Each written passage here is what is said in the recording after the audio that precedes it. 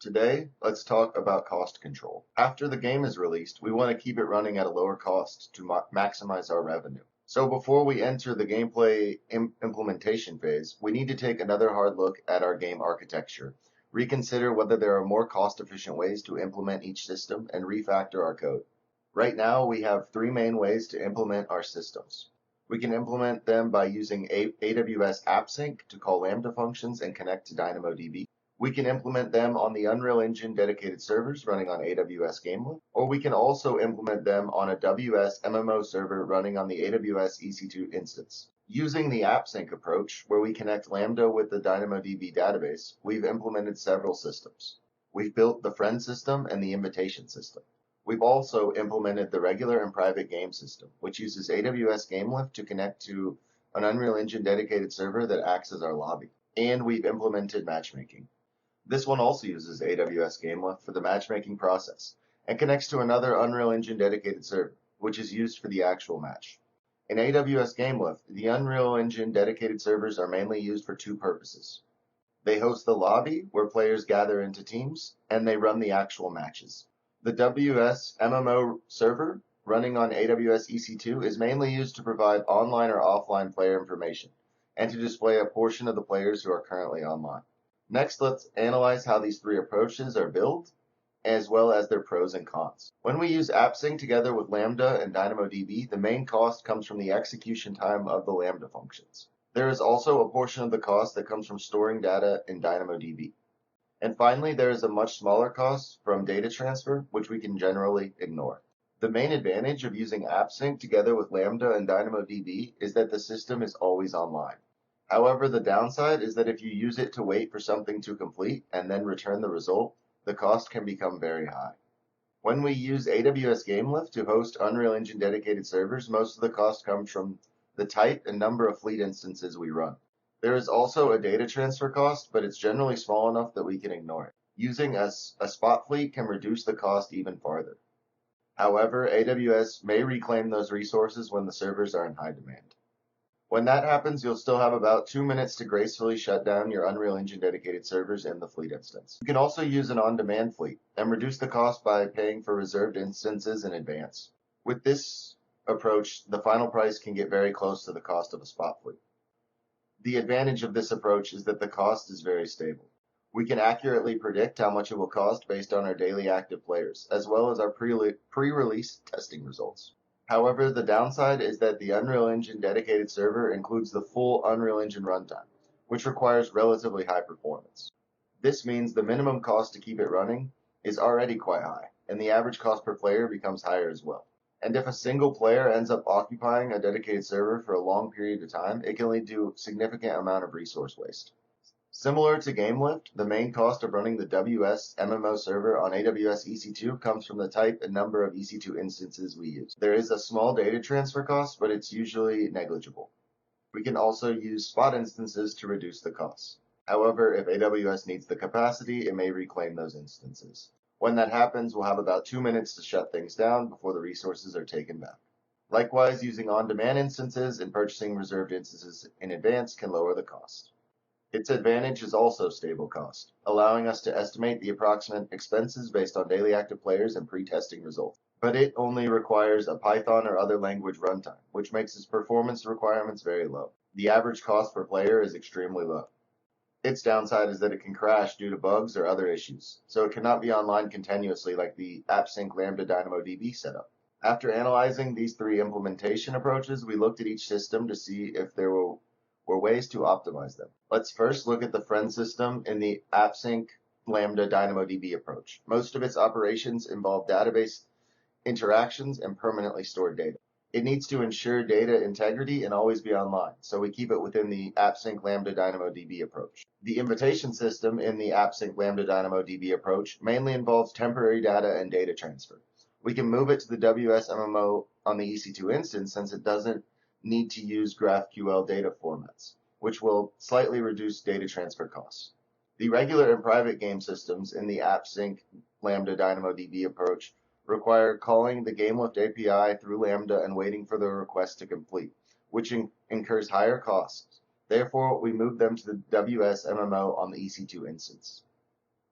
Matchmaking in the appsync Lambda DynamoDB approach also requires calling the gamelift API through Lambda and waiting for the request to complete.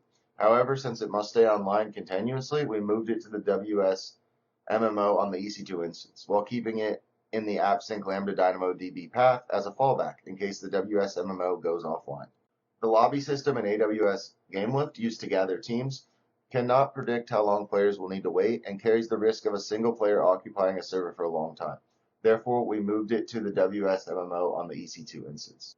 The match system in AWS Gamelift used for actual games allows us to adjust match duration so that even if spot fleet instances are reclaimed, we still have enough time to finish the match. Since the number of players fluctuates unpredictably, making it hard to predict the required number of instances, we use spot fleet to save costs. In the WS MMO on AWS EC2, performance requirements are low, so usually the cheapest C6G.nano instance can accommodate hundreds of players. Adding more players doesn't drastically change the number of instances needed, so we can run a single on-demand EC2 instance and farther reduce costs by purchasing reserved instances in advance. This is the final result of the new architecture. We can use the new menu toolkit in the plugin to compile both the Linux server and the Linux ARM64 server. If you'd like to see how to use this feature, please check out this video.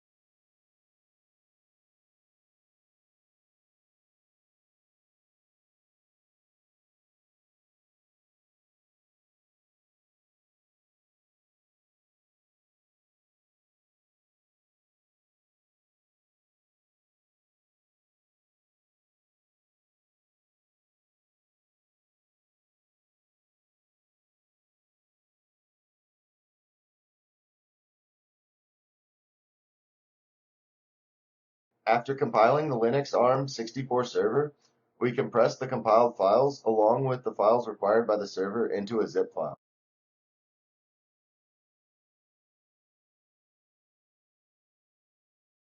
And then upload it to the S3 bucket we created in the first video.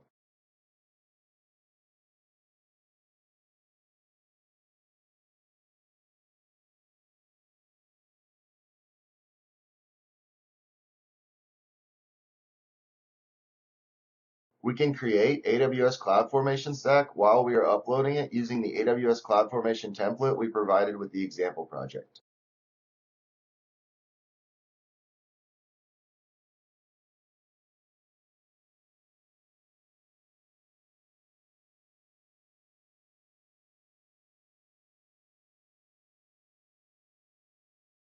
We can set position update interval here to convert WebSocket MMO system to real time. We can change other parameters based on your use case.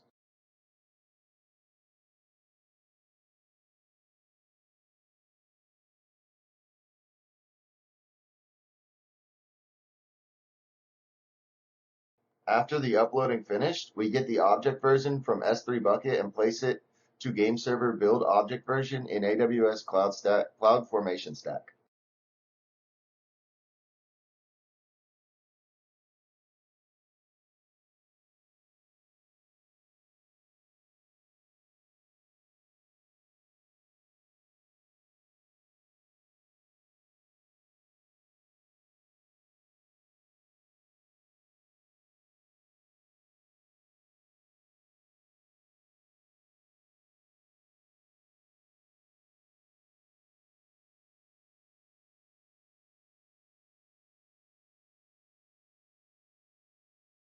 Let's continue after it finishes. After the AWS CloudFormation stack is finished creating, we can set necessary variables in game instance based on CloudFormation stack output. We have added a quick link to AWS Cognito user pool client so that we could get client secret easier.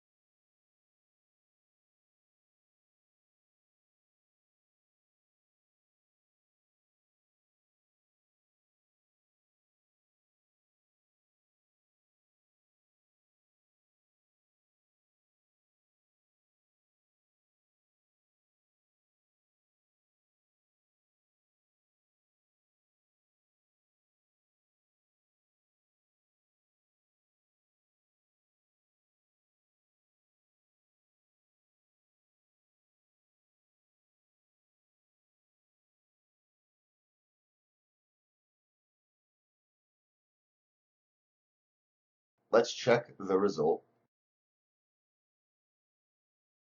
We have registered two player off-screen, test user 1 and test user 2.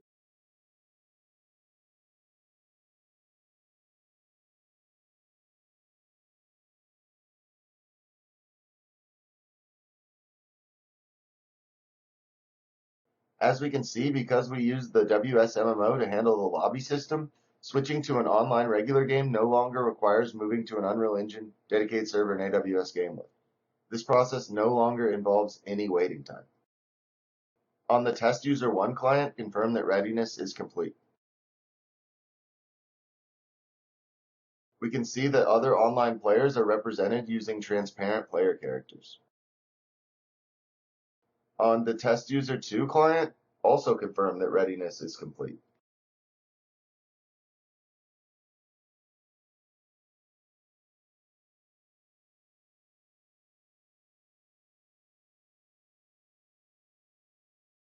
After a few seconds of matchmaking, both sides have entered the game.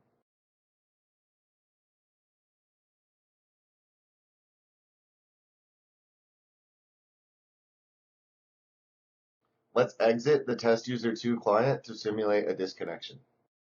On the test user 1 client, test user 2's avatar will flash to indicate that the player has disconnected.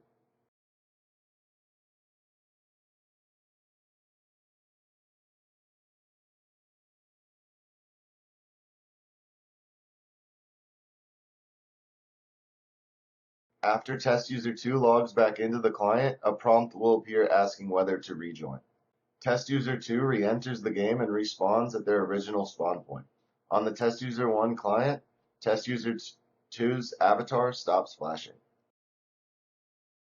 Let them play for a while.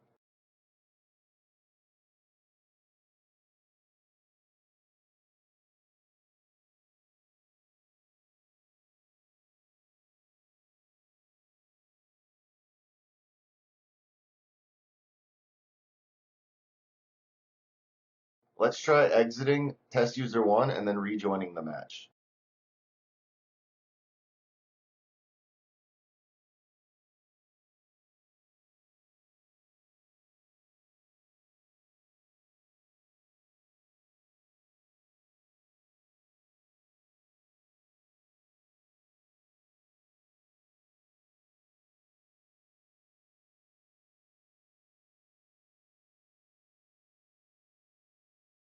After confirming to rejoin, test user 1 has returned to the game.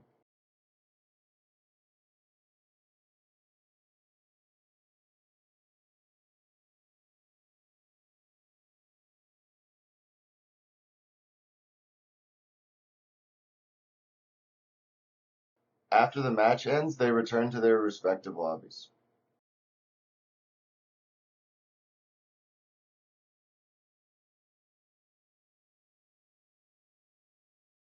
They can match up for another game again.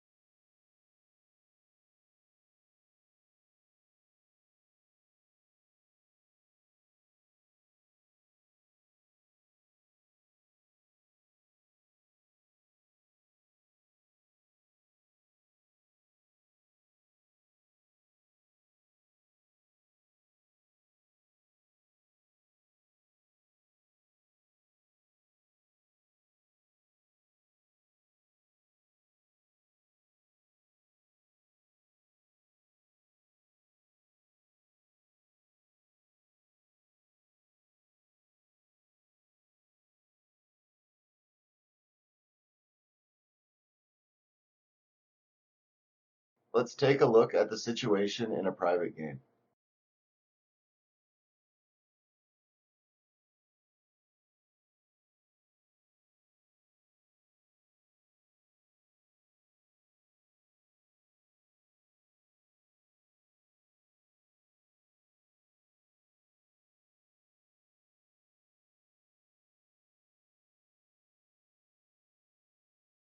Test user 1 creates a private game and becomes the game owner. Again, because we're using WSMMO, there is no waiting time.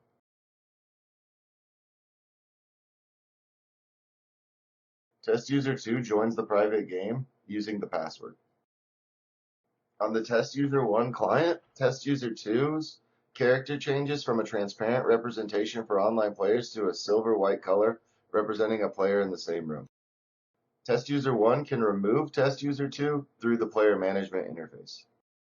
On the test user 1 client, test user 2 reverts to the transparent representation for online players. Test user 1 can invite test user 2 to rejoin the private game.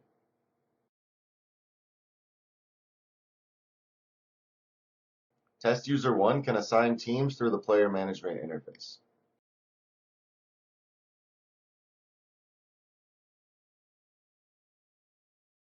Once both players have confirmed readiness, each client can see the other's readiness status on the right side of the screen. After a few seconds of waiting, the match begins.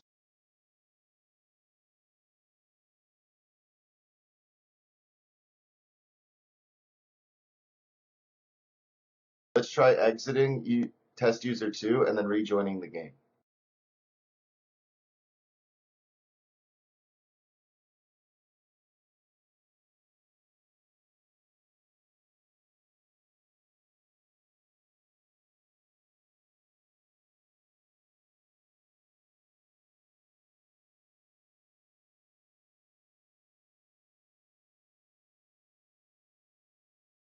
It works exactly as expected.